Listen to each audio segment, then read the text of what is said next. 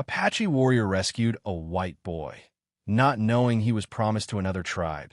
An Apache warrior found a white boy crying over his mother's body and made a choice that would start a war between two tribes.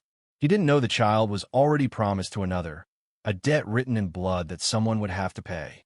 The morning sun painted the New Mexico desert in shades of blood and copper, casting long shadows across the scattered remains of what had been a wagon train. Naalnish sat motionless on his horse, studying the scene below with the practiced eye of a warrior who had seen too much death. The wind carried the smell of smoke and something else, something that made his stomach turn. 3 wagons lay broken like discarded bones, their canvas tops torn and flapping in the desert breeze. Belongings that had once meant everything to someone were now scattered across the red earth like fallen leaves. A woman's blue dress caught on a sagebrush. A man's hat rolled slowly in the wind. And everywhere, the silence that comes after violence has finished its work. Naalnish urged his horse down the slope, his hand resting on the knife at his belt. This was Comanche work. He could tell by the way the horses had been taken, but the cattle left to wander. The Apache would have taken everything. The Comanche took only what served war. The first body he found was a man, face down in the dirt, his back pierced by arrows. The second was a woman, her arms stretched toward an overturned wooden crate as if she had died, trying to protect something. Naalnish dismounted and walked carefully through the wreckage, his moccasins silent on the blood-stained ground. Then he heard it, a sound so soft it might have been the wind, but wasn't. A whimper, a child's sob, thin and broken. Behind the largest wagon, curled against a splintered wheel, sat a boy. He could not have seen more than 8 or 9 winters, his pale hair matted with dust and tears, his blue eyes wide with the kind of terror that changes a person forever. In his small hands he clutched a wooden cross, his knuckles white with the strength of his grip. Naalnish stopped. In all his years of war and hunting, he had never hesitated to finish what others had started.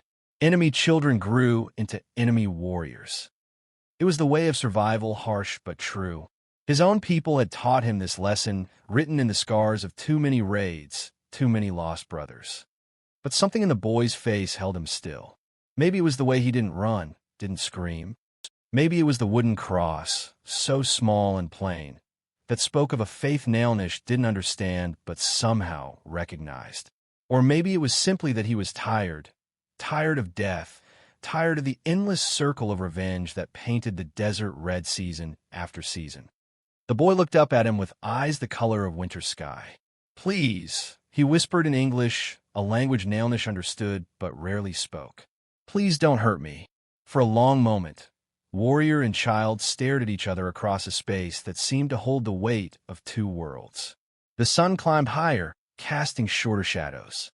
Somewhere in the distance, a hawk called to its mate. Naalnish knelt slowly, keeping his movements small and unthreatening. He had seen what terror could do to a child's mind. "I will not hurt you," he said in broken English, his voice rougher than he intended. The boy's grip on the cross loosened slightly. "They killed my mama," he said, and the words came out like a prayer, like a confession of something too big for such a small person to carry. Naalnish nodded. He understood loss. Every Apache understood loss. "What is your name?" he asked. "Thomas," the boy whispered. "Thomas Miller." The name meant nothing to Naalnish, but the trust beginning to grow in those blue eyes meant everything. Against every instinct his people had taught him, against every lesson of survival and war, he extended his hand. "Come," he said. "You cannot stay here." Thomas looked at the outstretched hand for a long time. Then, still clutching his wooden cross, he reached out and let the Apache warrior lift him to his feet. As Naalnish helped the boy onto his horse, he felt the weight of choice settling on his shoulders like a heavy blanket. He was breaking laws older than memory, crossing lines drawn in blood and tradition. But sometimes, he thought as they rode away from the wagon train graveyard, a man had to choose between what was expected and what was right. Behind them, the desert wind began to cover the tracks in sand, erasing the evidence of that morning's mercy. Neither the warrior nor the boy knew that this simple act of kindness would soon demand a price higher than either could imagine. For in saving one small life, Naalnish had unknowingly set in motion forces that would test not just his own heart, but the bonds that held two tribes together. The sun climbed higher, and they rode toward an uncertain future, carrying between them a debt that someone, someday, would come to collect. The Apache warrior taught the white boy to survive in a world that wanted him dead, but every lesson brought them closer to a terrible truth. The child was learning to love the man who saved him, not knowing that love might be the very thing that destroyed them both. 3 moons had passed since Naalnish brought the white boy to the hidden canyon his people called home, and Thomas Miller had become someone else entirely. The pale, terrified child who had clutched a wooden cross among the wagon ruins was gone, replaced by a boy whose skin had turned brown under the desert sun and whose blue eyes now watched the world with the careful attention of a hunter. The Apache called him Little Wolf, now, though they spoke the name in whispers when they thought Naalnish couldn't hear. It was not a name given in welcome, but one that carried questions no one dared ask aloud. Why had their finest warrior brought home the seed of their enemies? What spirits had clouded his judgment on that blood-soaked morning? But Naalnish heard the whispers and chose to ignore them. Every dawn, he took the boy into the desert to teach him the lessons that meant the difference between living and dying in this harsh land. They spoke little during these lessons. Communication came through gesture, through watching, through the patient repetition that carved knowledge into a young mind like water wearing stone. "Listen," Naalnish would say, holding up his hand as they crouched behind red rocks. "What do you hear?" At first, Thomas heard nothing but wind and his own breathing. But gradually, under the warrior's patient teaching, he began to separate the sounds. The scratch of a lizard on stone, the distant cry of a hawk, the soft whisper that meant water moved somewhere among the rocks. "Good," Naalnish would nod when the boy's face showed understanding. The desert speaks to those who know how to listen. They practiced tracking in the sandy washes, Naalnish showing Thomas how to read the story written in disturbed earth and bent grass. A deer had passed here at sunrise, moving toward water. A snake had crossed this path when the moon was high. 2 rabbits had rested under that bush, and from the depth of their tracks, one carried young. The boy learned quickly, his small fingers growing nimble at setting snares, and his eyes sharp at spotting the almost invisible signs that meant game was near. But it was more than survival skills that passed between them during those long desert days. A bond was forming as natural and necessary as breathing. Thomas began to walk like Naalnish, with the same careful placement of feet that made no sound. He learned to sit with the same patient stillness that could wait for hours without moving. And slowly, carefully, he began to speak Apache words, his child's tongue wrapping around the unfamiliar sounds with growing confidence. "Sure, yeah," he said one evening as they sat by their small fire, using the Apache word for my son. The word had come from his own lips before he realized it, and both of them went very still. Naalnish looked at the boy for a long time, seeing not the enemy's child he had found among the wagons, but something else entirely. Something that made his chest tight with an emotion he hadn't felt since his own son had died in a Comanche raid 5 winters past. "Sure," he replied quietly, giving Thomas the word for my father. The fire crackled between them, and overhead, the desert stars wheeled in their ancient patterns, indifferent to the dangerous affection blooming between an Apache warrior and a white boy in a land where such bonds meant death for both. As the days passed, Thomas grew stronger and more sure of himself. He could find water in seemingly barren rock, could move through the desert like smoke, could read weather signs in the way clouds gathered on distant mountains. The other Apache watched this transformation with mixed feelings, wonder at the boy's quick learning, unease at how completely he was becoming one of them. But there were signs that troubled Naalnish, signs he tried to ignore. Smoke signals from distant mesas carried news he didn't want to hear. Comanche hunting parties had been seen closer to Apache territory than usual. and old wounds between the tribes were beginning to bleed again, opened by grievances that went back generations. One morning, as Thomas practiced with a small bow Naalnish had made for him, hitting target after target with growing accuracy, the warrior felt a shadow cross his heart. The boy laughed with pure joy at his success, turning to seek approval from the man he now called father, and Naalnish saw in that moment how completely they belonged to each other. It was then that he realized what he had truly done that day among the broken wagons. He had not simply saved a child's life. He had claimed a son. And in this hard land where every choice carried consequences written in blood, he feared that claiming might cost more than either of them could survive. The wind shifted, carrying with it the scent of distant fires and the promise of storms still gathering on horizons he could not yet see. The Comanche war party arrived, demanding the boy back, not as a prisoner, but as payment for a blood debt older than memory. The Apache warrior who had saved him now faced an impossible choice: start a war between tribes or surrender the son he had grown to love. They came at dawn like shadows given flesh, 20 Comanche warriors on painted horses, their faces marked for war. Naalnish saw them, first from the high lookout where he had gone to greet the sun, and his heart turned to stone in his chest. At their head rode a man he recognized, Charging Wolf, son of Chief Running Bear, his face a map of scars earned in a dozen battles. The war party stopped at the canyon's mouth, just beyond arrow range, and Charging Wolf raised his lance. 3 eagle feathers tied to its point fluttered in the morning breeze, the sign for parley, not war. But Naalnish could see the tension in every rider, the way their hands rested on weapons, the way their horses stamped and snorted as if they smelled blood on the wind. Thomas, Little Wolf, stood beside Naalnish now, no longer the terrified child from the wagon train, but still small against the vast desert sky.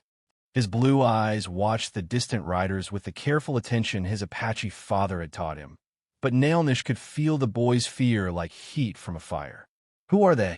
Thomas asked in Apache, the language flowing from his tongue as naturally as water from stone. Naalnish did not answer. Could not answer, because he was beginning to understand why they had come, and the knowledge sat in his stomach like swallowed lead. Chief Gray Hawk emerged from his lodge, flanked by the tribal elders, their faces grave as storm clouds. The Apache leader was old but strong, his braided hair silver as moonlight, his eyes sharp as obsidian knives. He had led his people through 30 seasons of war and peace, and he knew the smell of trouble when it rode into his territory. The parley took place in the center of the canyon, beneath a ramada built for such meetings. Charging Wolf dismounted with fluid grace, his scarred hands empty of weapons but close enough to the knife at his belt to make his meaning clear. Behind him, his warriors remained mounted, silent as death. "Gray Hawk," Charging Wolf said, his voice carrying the formal cadence of ritual speech. "I come seeking what belongs to my people by right of blood and sacred promise." The Apache chief's weathered face remained impassive. "Speak your claim, son of Running Bear. Let all hear the words you bring." Charging Wolf's scarred face turned toward where Naalnish stood with Thomas, and his dark eyes fixed on the boy like an eagle sighting prey. 5 moons passed. My warriors took tribute from a white settler's wagon. Among the spoils was a boy-child with hair like winter grass and eyes like sky water. This child was promised to me by treaty signed in blood, to replace the brother I lost to cavalry guns. The words hit Naalnish like physical blows. He remembered now the stories that had drifted through Apache camps, tales of a white cavalry officer's son taken by Comanche raiders, part of an ancient agreement between tribes to prevent larger wars. A life for a life, a son for a son, to keep the peace that let both peoples survive in a land that wanted them dead. Thomas pressed closer to Naalnish's side, and the warrior felt the boys trembling through his thin shirt. The child understood enough Apache now to grasp what was happening, to know he was the prize these painted warriors had come to claim. "The boy lives among us by right of rescue," Gray Hawk said carefully. Naalnish found him alone among the dead, showed him mercy when he could have shown steel. Charging Wolf's scarred mouth twisted into something that might have been a smile. "Mercy," he said, the words sharp as broken glass. "The boy was taken by my warriors, marked for my family by sacred law. If he lives, it is because we allowed him to live long enough to serve his purpose. He belongs to me by treaty and by blood." Thomas's small hand found Naalnish's, and the warrior felt the boy's trust like a weight that might break his back. In 5 moons, this child had become his son in all but birth. The boy's laughter was the sun that lit his mornings. His growing strength was the pride that warmed his heart. To lose him now would be like losing his own spirit. But Naalnish also understood what refusing meant. War between Apache and Comanche would paint the desert red for generations. Children who might have lived would die. Women would mourn. The cavalry would come with their long guns and their hunger for Indian blood. And in the end, both tribes would be nothing but bones scattered on the wind. "I will not give him up," Naalnish said, the words torn from his throat like living flesh. Charging Wolf's eyes glittered with something between respect and fury. "Then you choose war, Apache. Your mercy will cost more lives than it saved." The Comanche warrior remounted his painted horse in one fluid motion. 3 days, he called over his shoulder as the war party wheeled to leave. 3 days to remember what is owed, or we will come to collect it in blood. As the dust of their departure settled, Naalnish looked down at the boy whose small hand still gripped his own. Thomas's blue eyes held questions too big for his young heart, and trust too deep for the choice that lay ahead. The sun climbed higher in the desert sky, and with it rose the terrible weight of love that might destroy them all. In a hidden canyon where spirits were said to dwell, an Apache warrior made a choice that would echo through generations. He didn't fight for ownership of the boy. He fought for something no treaty had ever considered: the right to let a child choose his own destiny. The sacred canyon lay 3 hours' ride from the Apache camp, a hidden wound in the desert where red stone walls rose toward heaven and ancient spirits were said to whisper their secrets to the wind. It was here that Naalnish had chosen to meet his fate, here where the laws of men carried less weight than the deeper truths written in stone and starlight. Thomas rode beside him in the pre-dawn darkness, his small form wrapped in the blanket Naalnish's own mother had woven many winters past. The boy had not spoken since they left the camp, but his silence held a different quality now. Not the fear of a child, but the quiet acceptance of someone who had learned to trust the man beside him completely. "Are you afraid?" Naalnish asked as they dismounted at the canyon's mouth. Thomas considered the question with the seriousness he had learned from desert survival. "Yes," he said finally, "but not of dying. Of leaving you." The words hit Naalnish's heart like arrows, but he only nodded. In the growing light, he could see the dust cloud that marked the approaching Comanche war party. Charging Wolf was coming to collect what he believed was rightfully his, and behind him rode the promise of war if he was refused. But Naalnish had spent the 3 days of grace thinking, praying, and remembering something his own grandfather had told him long ago, that sometimes the bravest thing a warrior could do was find a third path when only 2 seemed to exist. The Comanche arrived as the sun painted the canyon walls gold and crimson.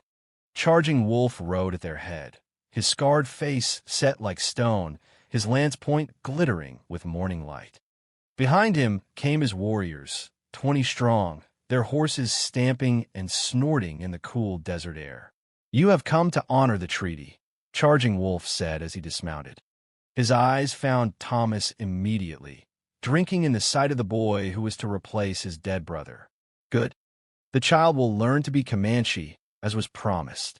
"Wait," Naalnish said, raising his hand. "I offer you something different, something the old treaties never considered." The Comanche warrior's scarred features twisted with suspicion. "Speak quickly, Apache. My patience grows thin as morning shadows." Naalnish stepped forward, placing himself between Charging Wolf and Thomas. "I challenge you to single combat, not for ownership of the boy, but for the right to offer him choice." The canyon fell silent except for the whisper of wind through stone.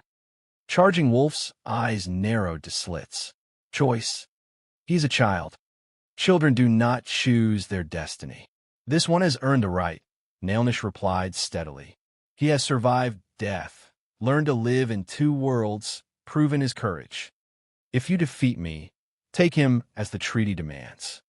But if I win, he chooses Apache, Comanche, or the white world that birthed him. His heart decides his path. Thomas stepped forward, his blue eyes bright with understanding. I want to choose, he said in Apache, then repeated it in the broken Comanche he had learned from captured words and whispered stories. I want to choose. For a long moment, Charging Wolf studied the boy's face. Perhaps he saw something there that reminded him of his own lost brother. The same fierce independence, the same refusal to be owned by anyone's will but his own. Perhaps he simply recognized the justice in Naalnish's proposal, the honor that lived in letting strength decide the question. You would risk your life for his freedom? Charging Wolf asked. I would die for his right to live as his own man, Naalnish answered. The two warriors faced each other in the canyon's heart as their peoples had for generations, with knives drawn, circling like desert cats, each looking for the opening that would end the dance. But this was different. This was not about hatred or revenge or the old hungers that drove men to kill. This was about love and the price that love sometimes demanded. They moved like shadows given form, blade meeting blade in showers of sparks, feet finding purchase on stone worn smooth by centuries of wind and rain. Charging Wolf was younger, faster, his scarred body testimony to battles survived and enemies defeated. But Naalnish fought with the desperate strength of a father protecting his child, and more than that, he fought for an idea that had never existed before this moment.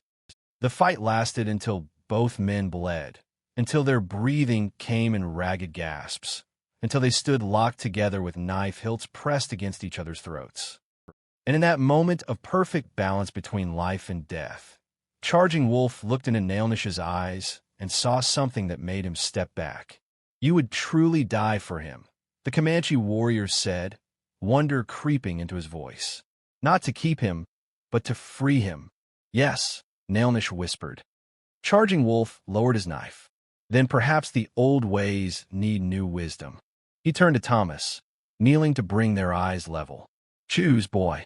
Choose with your heart wide open. Thomas looked at the two warriors who had fought over him, then at the assembled tribes waiting for his answer. In his young face, Naalnish could see the weight of decision, the understanding that some choices echo through all the years that follow. I choose to go with my father, Thomas said clearly, moving to stand beside Naalnish. But I also choose to remember that I have brothers among the Comanche and family in the white world too.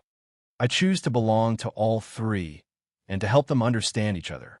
As the desert sun climbed toward noon, the two war parties began their separate journeys home.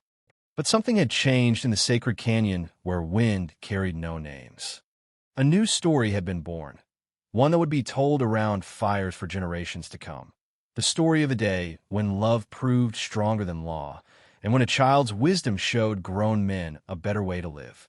Thomas rode beside Naalnish as they headed back to the Apache camp, no longer a prize to be won or a debt to be paid, but a bridge between worlds that had been enemies too long. The wooden cross still hung around his neck, but now it shared space with Apache beads and a Comanche feather, symbols of the choice that had made him truly free. Behind them, the sacred canyon kept its ancient silence, holding their story safe in stone and shadow, waiting for the day when the world would be ready to hear what they had learned about the courage it takes to choose love over fear.